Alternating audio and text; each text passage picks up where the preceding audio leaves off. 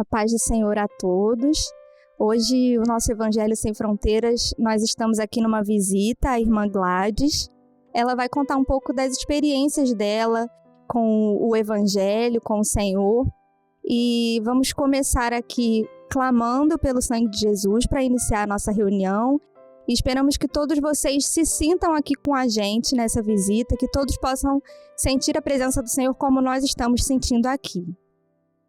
Senhor, neste momento nós clamamos pelo poder do sangue de Jesus, te suplicando, a Deus, que o Senhor renove a nossa comunhão contigo, que o Senhor se faça presente aqui nesta visita, que nós possamos sentir, ó Deus, a ação do Teu Espírito Santo aqui, nos ensinando, ó Deus, nos aconselhando, que nós possamos, ó Deus, ser abençoados por Ti, e te pedimos assim em nome de Jesus.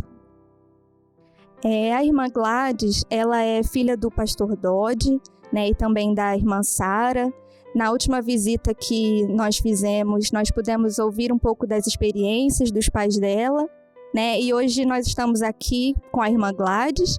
Ela é esposa também do pastor Alexandre Gueiros, que hoje é o vice-presidente da Igreja Cristã Maranata, mas também profissionalmente ele é diplomata. Então, eles tiveram muitas experiências com a obra no exterior. Nós vamos ouvir algumas dessas experiências aqui hoje. E queremos começar perguntando, a senhora, como filha de pastor, né, cresceu aí no Evangelho, mas nós sabemos que os filhos de pastor também precisam ter as suas experiências individuais com o Senhor, né? Então, queremos saber como que foi a sua experiência de definição na presença do Senhor. A minha definição não aconteceu numa única decisão. De fato, nasci num lar cristão, me sentia, quando criança, que eu fazia parte daquele núcleo, né? Sempre confiei na instrução do meu pai, da minha mãe, já ouvia falar de Jesus, né? Então, eu sabia que Jesus era o Salvador. Eu não tinha consciência de pecado, de peso de pecado, né? De tristeza. E fui crescendo e eu aprendi a ler, e minha mãe foi me dando literatura da APEC, que é a Associação Pró-Evangelização das Crianças. E havia uns livrinhos que falavam sobre alguns personagens. Normalmente era uma menina e um menino. O menino era Joãozinho e tinha a menina, não sei se era Mariazinha, mas que fosse. Tinha Mariazinha, Joãozinho, e as histórias eram de acordo com a vida de uma criança, de crianças. E no final do livro sempre havia a pergunta: e você não gostaria de fazer como a Mariazinha e entregar o seu coração para Jesus? Eu li aquilo e nunca senti que eu devesse fazer isso. Passou um tempo, ela me deu o segundo livrinho e eu li o segundo livrinho, novas travessuras, experiências, diversões dos dois, e novamente a pergunta, e eu não me toquei que aquilo era para mim. No terceiro livro, e aí eu já estava com talvez 8 anos, perto de 8 anos, vejam que eu não me lembro as histórias do primeiro nem do segundo, mas do terceiro terminava que o Joãozinho brigava com os coleguinhas na escola. Saíam supapos, né? E Joãozinho depois se sentiu terrivelmente mal, porque ele era crente, conhecia Jesus, e ele então buscou o Senhor e pediu perdão pelos pecados dele, e ele se entregou ao Senhor. E você não quer fazer como Joãozinho, entregar o seu coração para Jesus? E nessa hora, eu que nunca briguei na escola, que nunca tive nenhuma dificuldade desse gênero, que não sentia sequer, né, assim, que eu tinha pecado. Tinha, mas não me sentia, né? Eu nessa hora, se eu preciso de fazer essa decisão, tipo assim, estão insistindo comigo, eu acho que já sou, mas, sabe, eu preciso fazer esse convite, pedir para Jesus vir morar no meu coração. eu me lembro onde eu estava, na sala do nosso apartamento, eu me lembro da cadeira, eu me lembro, então foi um momento que o Espírito Santo marcou aquilo para mim. E eu me ajoelhei e eu fiz a oração que estava proposta ali. Senhor, vem morar no meu coração, me lava com o sangue de Jesus, perdoa os meus pecados, eu sou tua. Pronto. Levantei, nada de especial também, que eu tivesse levantado muito feliz, muito alegre. Eu tinha feito uma coisa que eu sabia que estava na hora de fazer. E sempre muito interessada nas coisas do Senhor, sempre lendo as histórias da Bíblia, eu queria sempre mais. E nessa época, os meus pais tinham uma igreja na favela da Praia do Pinto, que era uma favela no Rio de Janeiro, e ela achava que para nós era uma realidade muito dura irmos para conhecermos a pobreza, né? E nós íamos então numa igreja presbiteriana junto da nossa casa. E lá nessa igreja, eles não ensinavam nada às crianças. As crianças eram realmente presas num quarto para não atrapalhar os adultos. Definitivamente. As crianças ficavam correndo de pique, a professora com um livro tentando ensinar uma história. Lá pelas tantas ela parava tudo, dava lápis e papel para a gente colorir a capa de José e pronto. A capa de José foi a última coisa que eu colori naquela igreja. Cheguei em casa e falei para minha mãe, olha, eu não quero mais ir à igreja. Minha mãe pensou, mas minha filha, né? Tão crente e agora não quer mais ir à igreja. Falei, eu não aprendo nada lá, mãe. Eles ficam correndo dentro da sala de aula. E ela disse, não, então você vem à igreja conosco. Porque na nossa igreja a gente ensina mesmo a palavra de Deus. E eu fui. Ela explicou que eles eram muito pobres, mas eu estudava em escola pública, então eu não tive... Eu era muito aérea, eu não prestava atenção nessas coisas. A única coisa que eu notava é que eles tinham as pernas magrinhas, né? Eu sentava ali com as minhas e eu ficava puxando as sainhas, assim, porque eu via que eles eram muito magrinhos. Mas era assim, a diferença que eu notei. E ali a professora era excelente, ela tinha um flanelógrafo e ela dava as aulas e era maravilhoso. E eu então voltei a me interessar de novo pelas histórias, né, por conhecer mais da Bíblia e esse Deus poderoso que nós temos, que opera tantos milagres, sinais e essa coisa toda. E houve uma abertura para batismos e eu já estava com 10 anos de idade. E não estávamos ainda na obra, o Senhor não havia levantado a obra ali, estava começando aqui talvez, e eu então falei com meu pai que eu queria me batizar. Meu pai então conversou comigo, você sabe o que você está pedindo, qual é o entendimento que você tem disso. Ele mesmo me explicou muita coisa e tal, e ele viu que eu estava confiante, com fé, e ele então me batizou. Eu fui batizada pelo meu pai. E eu tive plena consciência daquilo. Só que, passado meses, talvez meses, comecei a questionar o Deus da Bíblia que falava, que operava, que era maravilhoso, e o Deus que a gente tinha na igreja, né? na religião, digamos assim. E comecei, inclusive falei com minha mãe. Minha mãe disse, não, minha filha, mas é porque eles não tinham a palavra. Hoje em dia nós temos a palavra que nos conta tudo. E eu ficava calada, mas eu dizia, mas era muito melhor naquela época, né? Porque a gente via, né, o fogo caindo do céu ali com Elias, né, o machado subindo, né, a cura dos leprosos né, e a cura e o morto se levantando e Deus fechando a boca do leão. Então era um Deus mais, digamos, empolgante, né? E eu comecei uma semente de dúvida começou a entrar na minha mente. E aí eu comecei a ouvir e já aquilo não me caía já bem. Então hoje em dia eu olho e percebo que se não fosse a obra do Espírito, eu talvez não estivesse na presença do Senhor. Porque eu estava comparando um Deus maravilhoso que falava, que agia, que se fazia sentir, com um Deus que absolutamente mudo, né? Ausente. Mas não demorou muito, porque, entretanto, minha mãe teve a experiência dela aqui voltou para o Rio, batizada já com o Espírito Santo, e ela então chegou, e eu me lembro disso, ela chegando de viagem e dizendo: Gladys, eu preciso conversar uma coisa com você.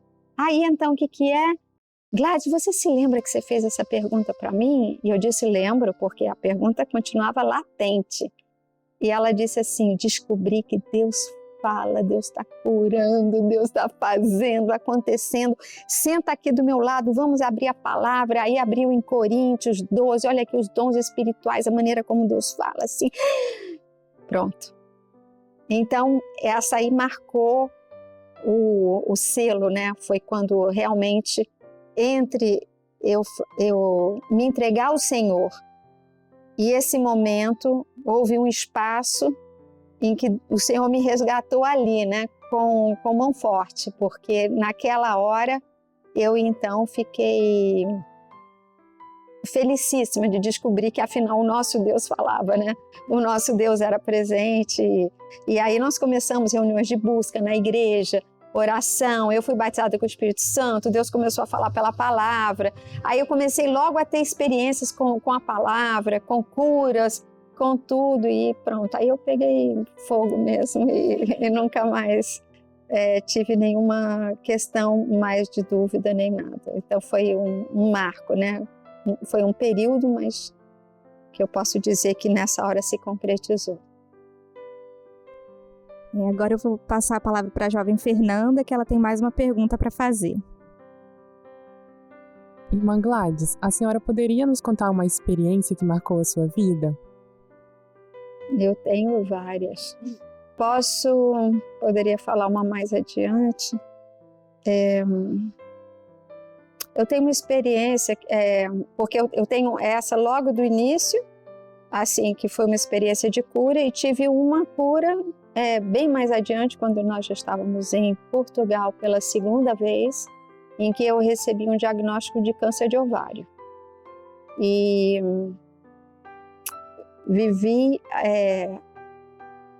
recebi o diagnóstico e me propus a não me operar, não me cuidar, porque é um prognóstico difícil. Eu já tinha passado pela experiência com a minha filha pequena, então eu sabia o sofrimento que ia entrar por ali depois, sem certeza de que eu ia ter vitória no final. Então, se o Senhor quer me levar, Ele vai me levar. E eu não vou lutar contra isso agora, porque é muito sacrifício físico. E quando eu dei a notícia para o meu marido, porque eu fui sabendo aos pouquinhos, mas eu não falei nada para ele. Fiquei até esperando que o Senhor revelasse alguma coisa no culto profético e tal, e o Senhor não revelou nada. E então eu fui passando por aqueles dias assim, até que veio realmente a confirmação de tudo. E eu cheguei em casa então, conversei com ele, falei: olha, já tenho uma metástase no peritônio, e eu não vou lutar contra isso, nós vamos deixar, nós estávamos de mudança para a Irlanda, falei: eu vou fazer a mudança, vou instalar você lá, e depois o Senhor vai seguir o curso que Ele quer. E ele falou: não, você não tem essa opção não, você vai ser operado. Eu falei: eu não vou ser operado, Alexandre. Não vai ser. Aí ele ligou para um pastor amigo nosso, que é médico oncologista, pegou os dados todos de um médico lá de São Paulo, especialista nisso, para poder me operar, e falou com ele. E ele então chegou para mim e disse: olha, já estou com o nome, vamos consultar o Senhor se é esse médico. Aí eu falei assim: olha, eu não vou consultar isso ao Senhor. Não, você vai, nós vamos, não vai ficar assim não. E eu falei: Alexandre, vamos então fazer o seguinte, vamos consultar o Senhor, se o Senhor vai dar vitória a essa cirurgia, tratamento, o que for. Vitória para mim significava que no final eu não ia partir naquele estado de deterioração, de ficar deteriorando ao longo de 6 meses, 1 ano, sabe? Que a vida para e encerra, pronto. Então eu queria passar por cima disso. E aí ele falou: então tá, então vamos consultar isso. Aí nós nos ajoelhamos, abrimos a palavra E o texto dele era muito abençoado, mas o meu texto era um texto em Salmos que dizia assim: porque não foi, Senhor, o nosso braço, mas a tua destra de poder que nos deu vitória. Falando na palavra, né? Que nos deu vitória. E o fulgor do teu rosto que brilhou sobre nós porque te agradaste de nós. Quando eu li isso, eu comecei a chorar, porque até então eu não tinha chorado ainda. E eu chorei de ver ali o Senhor falando, né? A mão, a destra do Senhor para me dar vitória. Aquilo que eu tinha acabado de falar. Eu quero saber se vai ser vitória. Bom, eu me levantei dali. Eu não contei que antes de dar notícia para ele, eu me ajoelhei e falei assim: Senhor, eu estou pronta para partir, mas eu queria que tu me desses 2 bênçãos. Uma, eu não queria sofrer muito. Eu não me importo de ir, mas eu me importo com o sofrimento. E eu te peço que, se tu puderes, então, que tu me livres, que de alguma maneira eu parta rápido, mas sem aquele processo de dor. E a segunda é que, já que eu vou me encontrar contigo, eu quero ir com alegria. Então me dá uma bênção de alegria também, para que eu não fique chorando, né? Me despedindo, assim, olhando para as pessoas, tipo, sabe? Eu vou sentir falta de você, ou vai ser ruim a despedida, né? Com filhos, com tudo. E aí eu me levantei dali e eu estava em plena paz.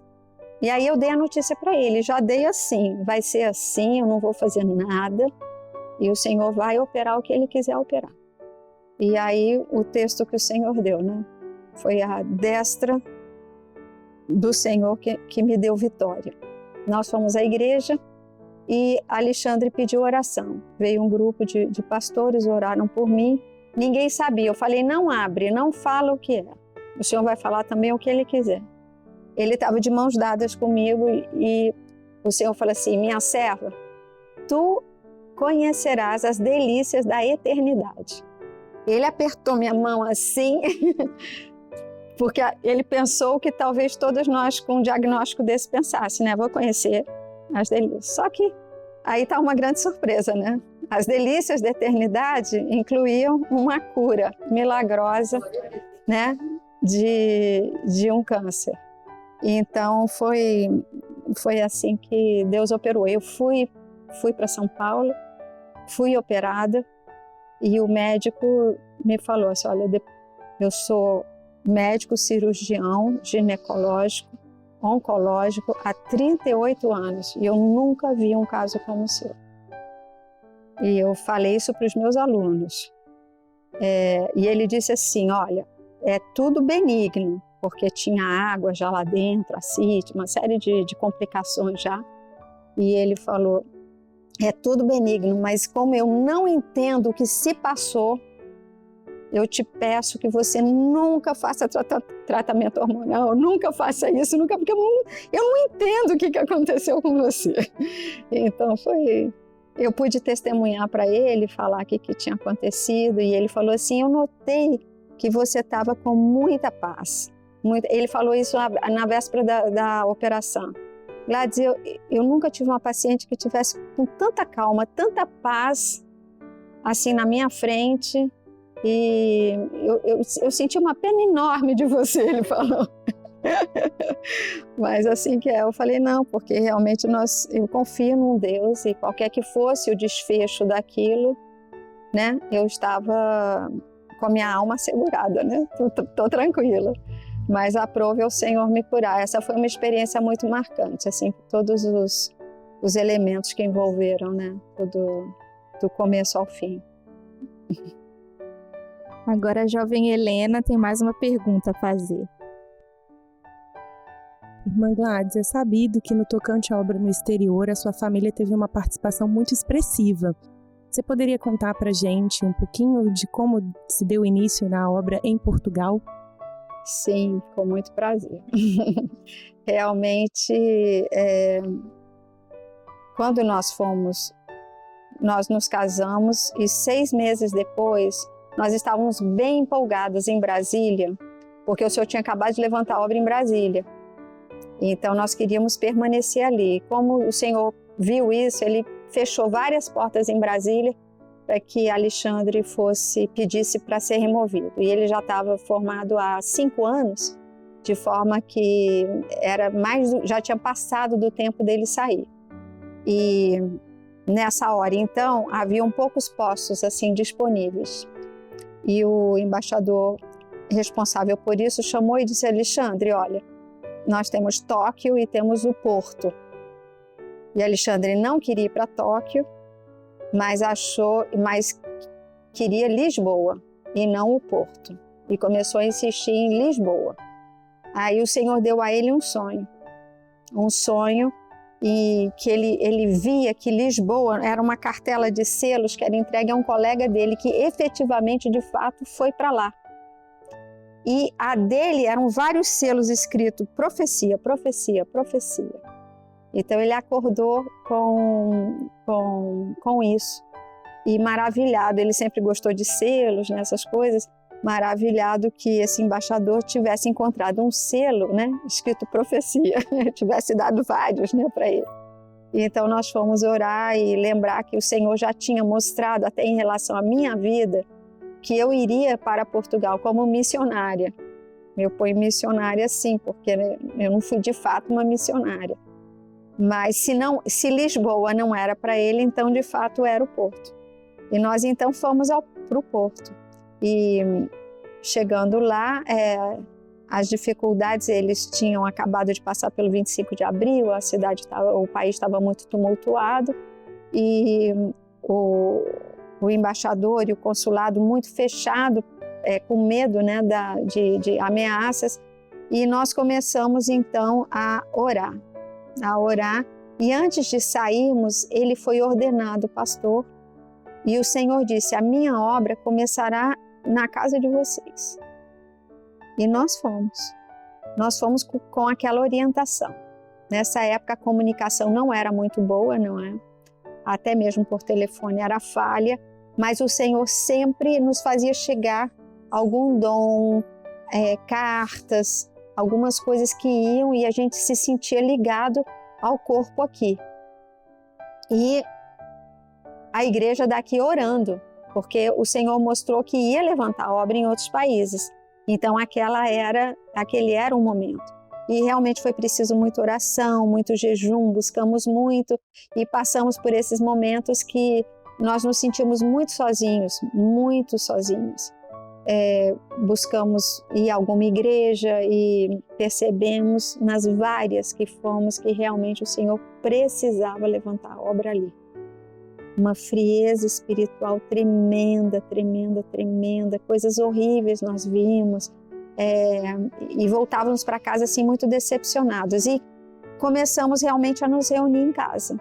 Eu preparava o louvor, ele preparava a meditação na palavra, no outro dia eu preparava a palavra e ele o louvor, e nós ficávamos nos alternando, e naqueles momentos nós sentimos tanto o abraço do Senhor, comunhão mesmo, uma coisa muito profunda. Sentimos mesmo muito acolhidos.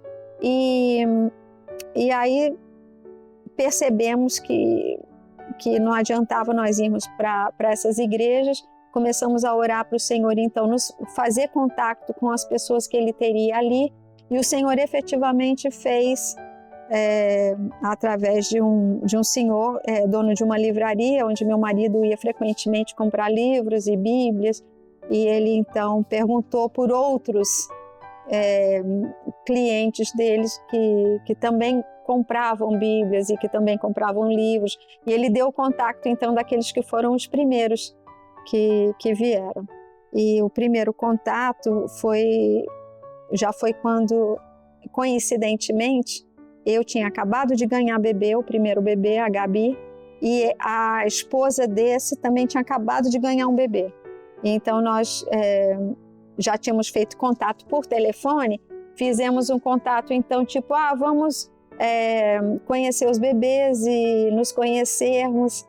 E então estivemos juntos e perguntamos: que igreja vocês frequentam? Nós estamos muito decepcionados, já não estamos frequentando igreja nenhuma. E disse: nós também estamos nos reunindo em casa, vocês não querem vir se reunir conosco? e eles então vieram e ali já começou. Na primeira reunião, minha mãe estava presente e o Senhor deu uma revelação. Já comecei minha obra aqui. E nós tínhamos um casal na nossa sala, um casal e um bebê. E de fato, a obra começou assim, eles foram trazendo outros que estavam na mesma situação, decepcionados. Eu me lembro de um que veio e ele nunca faltou uma reunião até o dia que nós fomos embora. Ele nunca perdeu uma reunião. Da primeira que ele veio até o dia que nós fomos embora, ele sempre presente ali. Amém. E sobre a obra na Bolívia, você pode relatar um pouquinho para a gente como que foi? Bem, a obra na Bolívia começou de uma maneira mais fácil para nós, porque então nós não tivemos que procurar com quem que Deus ia levantar a obra ali. Eu dizia que se havia um lugar para onde nós não iríamos era para a Bolívia, porque ali já havia obra. E nós sabíamos que o Senhor tinha um propósito de nos usar para levantar, para compartilhar a obra com outros que estivessem na mesma situação que nós estávamos antes, não é? E então foi uma surpresa quando meu marido foi removido exatamente para a Bolívia. E nós chegamos lá, também novamente o presbitério nos orientou a respeito. Havia dons mostrando que a obra ali estava em dificuldade e efetivamente quando nós chegamos ali ela estava em ponto de desmoronar porque estavam sem pastor e com uma pessoa não muito apropriada para estar à frente. E então nós chegamos e pudemos ficar ali com os irmãos e foi lá em casa também. Todas as reuniões, até nós irmos embora, foram lá em casa.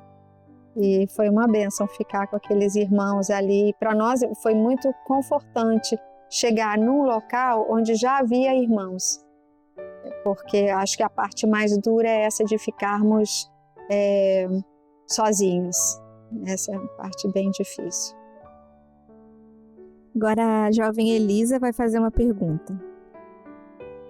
Irmã Gladys, poderia falar para nós as experiências do início da obra nos Estados Unidos, leste europeu, não nessa ordem, né?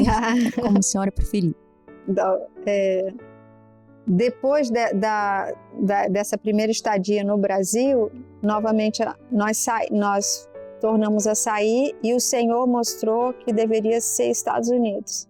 Estados Unidos é um país muito desejado, então encontrar uma abertura de posição ali é muito difícil. Mas o Senhor sempre fez isso. Quando Deus quer, para Ele é muito, muito fácil. É muito fácil, gente. É impressionante. Ele queria, mas não estava sendo... não há vagas, não há vagas, não há vagas. E, de repente, o chefe dele chegou para ele e falou assim: Alexandre, eu vou me aposentar.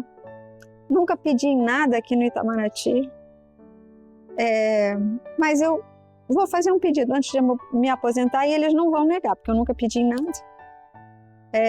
Escolhe o lugar para onde você quer ir. E eu vou pedir esse posto para você. Simples assim. E Alexandre então disse, eu gostaria de ir para os Estados Unidos. E ele ofereceu uma coisa que ele sabia que havia uma vaga. Ele disse assim, talvez o consulado em Atlanta.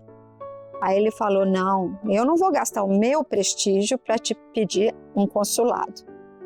Então ele próprio colocou assim, não, consulado não. Já que eu vou fazer um pedido, eu vou pedir uma coisa boa.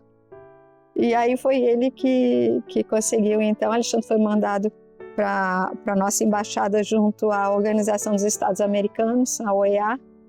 E então saiu e nós fomos para lá. Que foi maravilhoso também, que não foi a embaixada geral, porque a embaixada geral, os diplomatas trabalham até 10 horas da noite todos os dias, de forma que não teria sido possível nós termos tempo para podermos fazer a obra do Senhor. Até isso o Senhor também foi maravilhoso.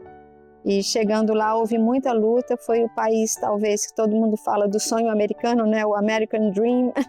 E chegamos lá, foi muita luta, muita luta, muita luta, os primeiros meses, muita luta. E tivemos o problema da nossa filha de saúde e o Senhor me deu um sonho e nesse sonho eu via que um animal, um bode, tentava entrar dentro de casa e ele quebrava os vidros da porta, janela, como essa que minha mãe tem aqui, e eu dizia, proteja Isabela, proteja Isabela. Eu sabia que ele vinha para pegar a Isabela. E eu descia correndo as escadas, eu chegava lá embaixo, eu vi o meu tio Gedeuti segurando o bode pelos chifres, dizendo, fica tranquila, ele não vai pegá-la, não. E aí eu acordei.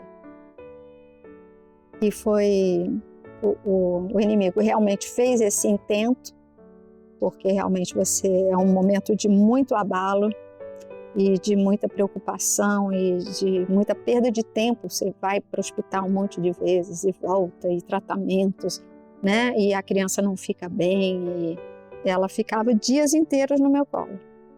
Às vezes eu me mexia assim para me consertar e ela reclamava, porque se sentia terrivelmente mal. Mas nesse período o Senhor trouxe o casal, Humberto e Anita, né, que foi uma recomendação de uma amiga nossa para nos encontrarmos com eles. Eles de fato tinham um coração para o Senhor, desejando uma coisa mais profunda, né, a direção do Espírito na vida deles e tudo. E eles foram nossos amigos, amigos muito, muito queridos, muito próximos, e que trouxeram muito consolo para nós nesse momento de dificuldade. Realmente a doença atrasou um pouquinho, mas logo que amenizou aqueles primeiros meses, nós começamos a fazer estudos bíblicos com eles, e dali o Senhor foi agregando outros, e quando nós saímos, Humberto e Anita fizeram a mudança de onde eles moravam. Eles moravam numa cidadezinha chamada Rockville, em Maryland, que era perto. E eles vieram exatamente para onde nós morávamos, porque a igrejinha saiu da minha casa para a casa deles. Foi assim, uma troca de salas, né? Deixou de ser na nossa sala para ser na sala deles. E foram muito queridos. Depois, o Senhor nos mandou para Chicago, e em Chicago também foram 2 anos duríssimos, buscando, testemunhando, jejuando, orando, madrugando, para que o Senhor nos colocasse em contato com as pessoas, porque todos aqueles com quem nós estávamos em contato, eles não queriam, não se manifestavam interessados, frios, e até recebemos a visita de um primo nosso que é pastor, e ele teve uma visão em que nós tentávamos com uma picareta quebrar um gelo, mas era um gelo grosso, mas que eventualmente nós conseguimos um pedaço fino e macio, e a picareta entrava, e passado pouco tempo então nós fizemos contato com o pastor, e o pastor com um casal, e o casal disse, meu pastor vai gostar de saber isso. Então comunicou com o pastor, e ele realmente veio, e com ele veio a igreja, né, junto. Então, quando nós saímos, foi a primeira experiência também do Senhor chamar um pastor.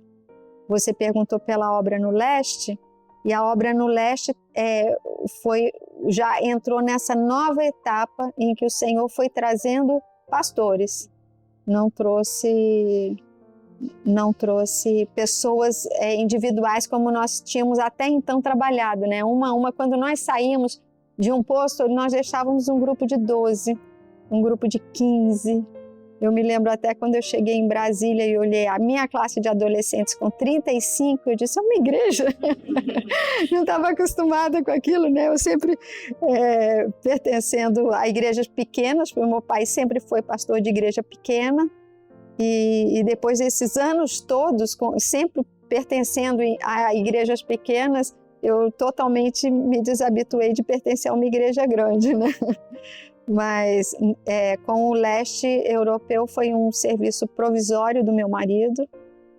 Ele foi a Kiev e ali ele procurou uma igreja. E ele foi na igreja do Vladimir, do pastor Vladimir. E pastor Vladimir estava no hospital, tinha sido operado de apendicite. E Alexandre então perguntou se podia visitá-lo e orar por ele. E ele aceitou. E Alexandre foi e orou por ele. E ele achou aquilo bem inusitado, não é? Um pastor brasileiro, que eles não sabem nem onde é que fica o Brasil, não é? Como a gente não sabe onde é que fica a Ucrânia. Então ele continuou lá por mais tempo. Eu voltei, eu fiquei com ele um período, mas depois voltei. E nesse período ele então fez mais contatos e testemunhou da obra para Vladimir.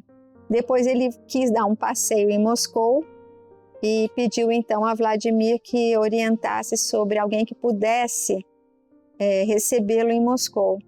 E o casal que o recebeu foi o pastor Samir e Tamila. E Alexandre então passeou com eles foram mostrar Moscou.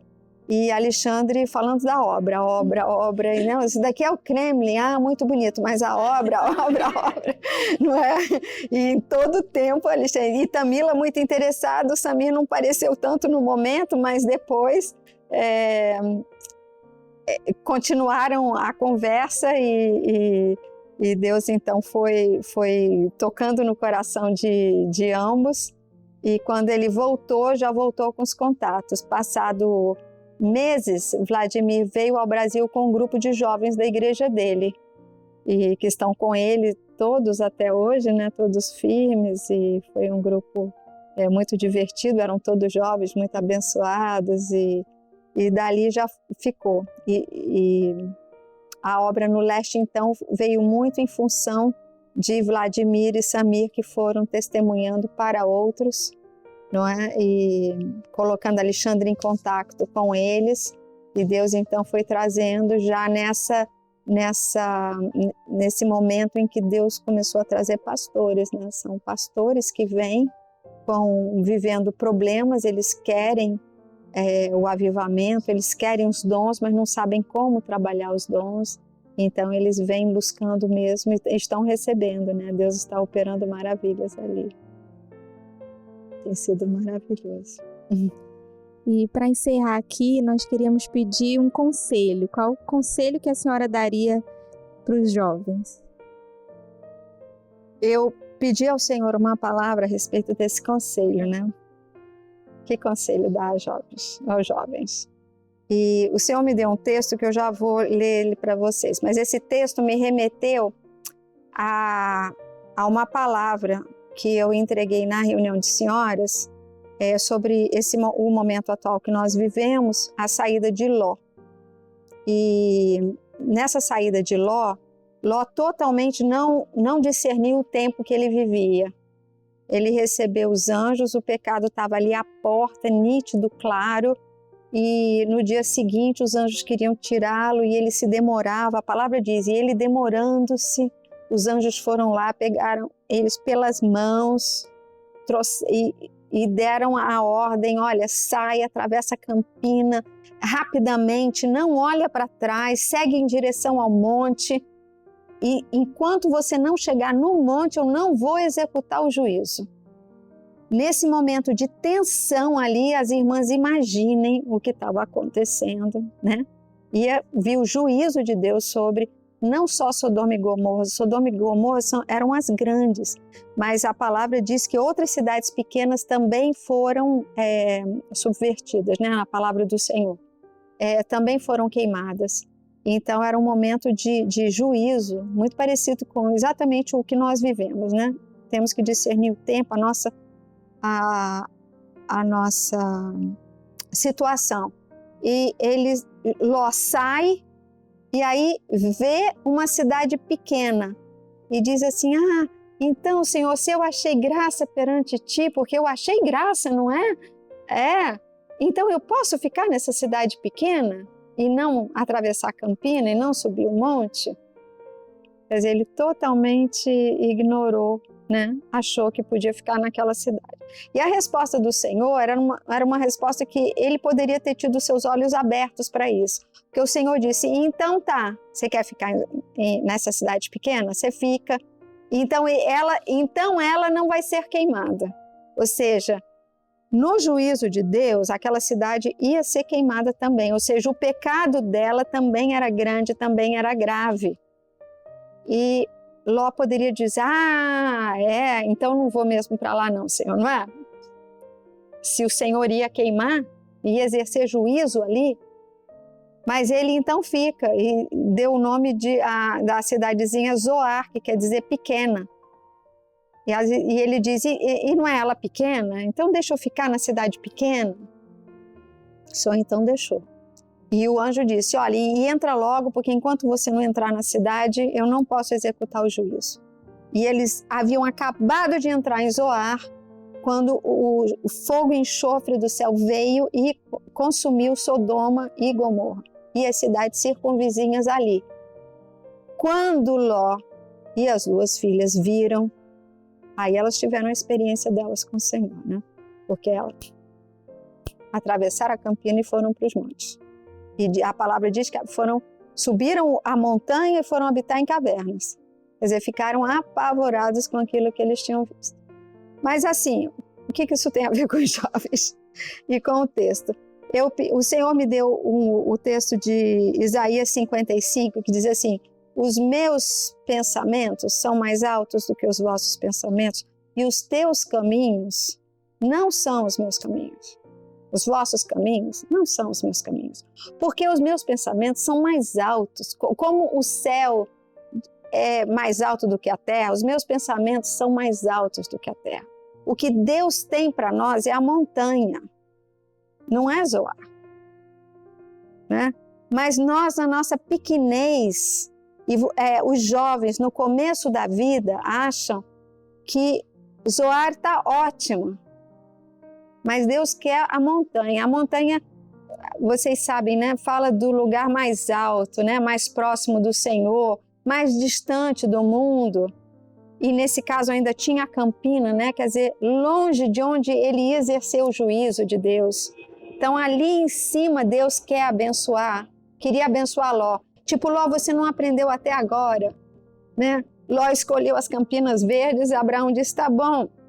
Eu fico com as secas, porque Deus vai me abençoar onde Ele me puser. Ele sempre fez péssimas escolhas.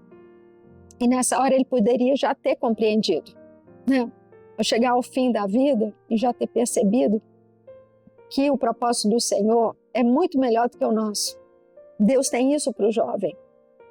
A montanha, né? Distanciamento, né? De onde vai ser exercido o juízo, o lugar próximo da comunhão com Deus. O objetivo do Senhor é sempre a nossa salvação. É usar vocês como vasos nas mãos dele. E para isso ele vai dar todas as bênçãos que vocês precisarem. Está incluído as fontes superiores e as fontes inferiores, né, de Axa. As fontes inferiores também, Deus vai abençoar. No que vocês consultarem ao Senhor. Todas as coisas na vida de vocês. Porque a única maneira de vocês saberem o projeto é na consulta. A consulta é a coisa mais maravilhosa que existe, porque ninguém interfere na consulta. Sua mãe não interfere, seu pai não interfere, seu pastor não interfere, ninguém, o diácono não interfere, é você e o Senhor. E Deus fala de maneira tão maravilhosa, tão maravilhosa. Orem sempre, jejuem pelas decisões, porque tudo que vocês decidirem da vida material de vocês, ela vai refletir na espiritual. Então, mas para o Senhor abençoar a vida espiritual, o material tem que estar no controle do Senhor.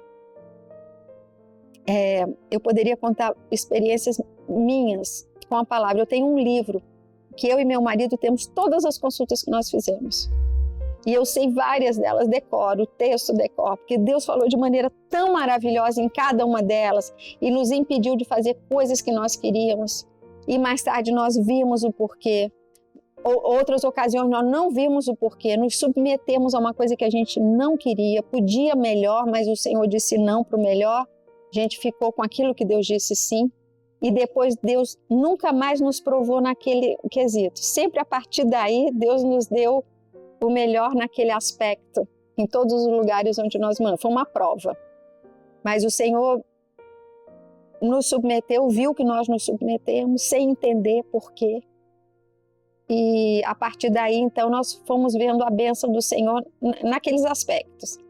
Mas eu estou me lembrando de um testemunho de uma moça de Brasília, que ela se formou em Direito, e numa época em que havia pouca oferta de emprego. E essa moça, a turma toda dela se formando, estava pensando em fazer pós-graduação, mestrado, para ter o máximo de títulos para poder competir, para conseguir um emprego. E ela foi agraciada, vejam vocês que bênção, ela foi agraciada com uma bolsa de estudo, com tudo pago. Porque às vezes você recebe uma bolsa de estudo só com o ensino, mas aí você tem que pagar a sua passagem, a sua acomodação, sua comida. Ela não. Ela tinha passagem paga, acomodação, ensino pago e ainda uma mesada. Então, assim, foi uma porta maravilhosa que Deus abriu. Só que não. Ela consultou e o Senhor falou, não é possível. Eu fui escolhida no meio de tanta gente, só eu recebi. Como assim? Foi a porta que o Senhor abriu, Senhor. Essa consulta, e consultou de novo, e o Senhor, não é. E ela então obedeceu ao Senhor. Sem entender, né? Ela obedeceu ao Senhor. E passados meses, ela foi convidada para lecionar direito tributário numa universidade de Brasília, ganhando muito bem. E ela queria o título para poder conseguir o emprego. Ela conseguiu o emprego sem mais nenhum ano de estudo. Não satisfeito com isso, Senhor, maravilhoso, passado 1 ano e meio, 2 anos, uma pessoa do Congresso Nacional procurou um professor dela e disse, eu preciso demais de um funcionário que saiba direito tributário para trabalhar na Câmara. Pagamos muito bem, como vocês sabem. Pagamos muito bem, mas não conheço ninguém. Ele falou, eu conheço a pessoa. Toma aqui o nome dela. E deu o nome dela. E ela não perdeu o emprego de professora, porque ela continuou dando aulas à noite e foi trabalhar na Câmara ganhando 3 ou 4 vezes mais. Nesse período também o Senhor a abençoou com toda outra sorte de bênçãos. Então, vocês vejam como Deus é maravilhoso, né? E como porta aberta não é resposta do Senhor. A resposta do Senhor é aquela que Ele fala conosco. Ele fala através dos dons, né? Mas quando nós oramos, buscamos, não temos uma resposta do Senhor, consultamos ao Senhor e o Senhor é maravilhoso, não é? E Ele nos abençoa, porque aquilo vai refletir, são as delícias da vida eterna, né? Que vocês vão provar. Amém. Então, nós vamos encerrar aqui com uma oração, entregando esse momento ao Senhor. Senhor, nós te glorificamos, nós somos gratas a Deus por esse momento que podemos passar aqui com a tua serva. Amém. Nós agradecemos a Deus por esse conselho, porque nós sabemos e cremos que veio da parte do Senhor. Amém. Te glorificamos, a Deus, também por este trabalho, que tem rendido muitos frutos. A Deus, nós temos visto a salvação, a Deus, no meio do teu povo. Aleluia. Nós te agradecemos por tudo que o Senhor tem operado nas nossas vidas através deste trabalho e te entregamos, a Deus, este momento no teu altar, te pedindo que o Senhor aceite, a Deus, esta nossa oferta aqui. Amém, Senhor. Te deixamos assim esta oferta em nome de Jesus. Amém, Senhor. E agradecemos também à irmã Gladys por ter aberto as portas aqui para nós, pelas palavras, pelas experiências. Eu tenho certeza que edificou, né, a vida de todas aqui, foi muito enriquecedor. também a todos que estão assistindo. Eu tenho certeza que receberam uma bênção muito grande. Amém. Com as experiências que a irmã contou. Amém. Eu me senti muito honrada com a oportunidade que me deram de compartilhar essas bênçãos do Senhor. Amém. A paz do Senhor a todos. Amém.